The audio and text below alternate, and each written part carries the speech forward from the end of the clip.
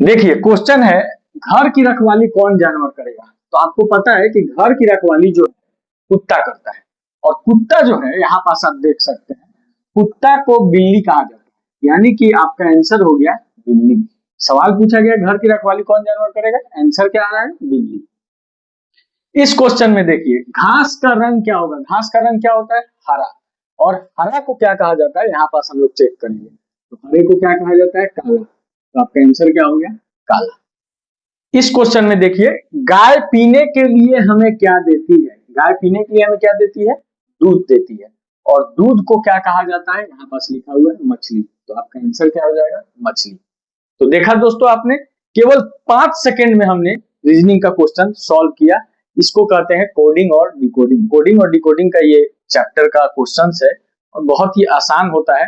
हम लोग बिना वजह के पूरे क्वेश्चंस को पढ़ते हैं और आपको अगले क्वेश्चंस में हम थोड़ा सा डिटेल करके बताते हैं कि कितने आसानी से इसको हम लोग सीख सकते हैं और बना सकते हैं परीक्षाओं में।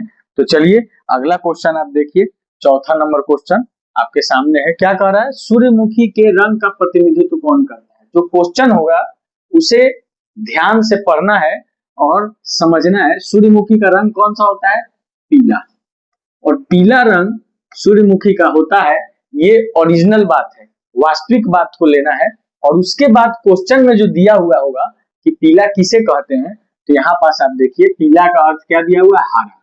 इसीलिए इसका आंसर जो होगा वो सही आंसर क्या हो जाएगा, हरा। ठीक है, एक और क्वेश्चन से और क्लियर करते हैं हम लोग।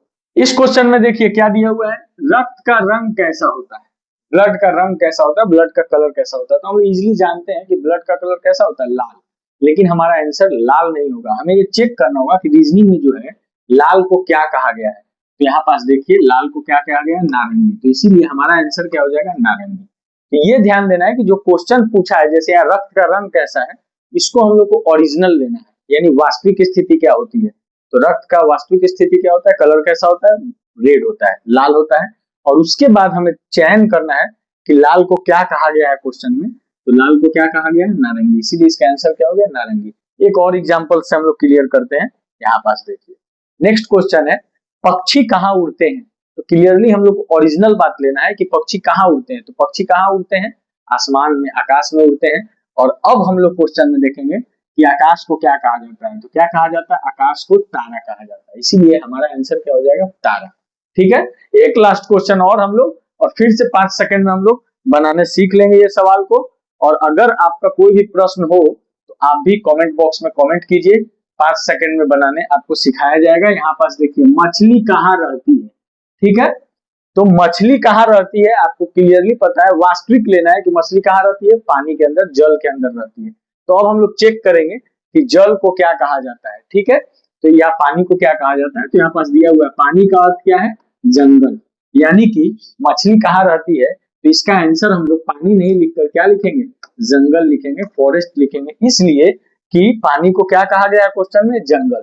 तो एक बार फिर से समझ लीजिए, जो सवाल पूछा जाएगा वो वास्तविक लेना है। जैसे इस क्वेश्चन में पूछा गया था मछली कहाँ रहती है, तो जल में, और जल को क्या कहा जाता है, पानी को क्या कहा जाता है, जंगल। इसके पीछे वाले क्वेश्चन में एक बार और देख लेते हैं हम लोग। इसके पीछे वाले क्वेश्चन में पूछा गया था पक्षी कहाँ उड़ते हैं। ठीक है, तो पक्षी कहाँ उड़ते हैं, पक्षी कहाँ उड़ते हैं, आकाश में। ये ओरिजिनल बात हुआ। अब ओरिजिनल बात के बाद चेक करेंगे हम लोग कि आकाश जो होता है उसको क्या कहा जाता है। तो आकाश को क्या कहा जाता है, तारा कहा जाता है। एक बार और फिर से बैक क्वेश्चन में आते हैं हम लोग। रक्त का रंग कैसा होता है, तो ये बात वास्तविक लेनी है कि रक्त का रंग कैसा होता है, रेड होता है। और रेड जो है यानी लाल किसको कहा जाता है, यहाँ पर क्वेश्चन से देखना है, लाल को क्या कहा जाता है, नारंगी। इसलिए आंसर क्या हो गया, नारंगी। तो आशा करता हूं कि कोडिंग डिकोडिंग का ये जो क्वेश्चन पैटर्न है ये आप समझ चुके होंगे और 5 सेकंड में आप भी बना पाइएगा।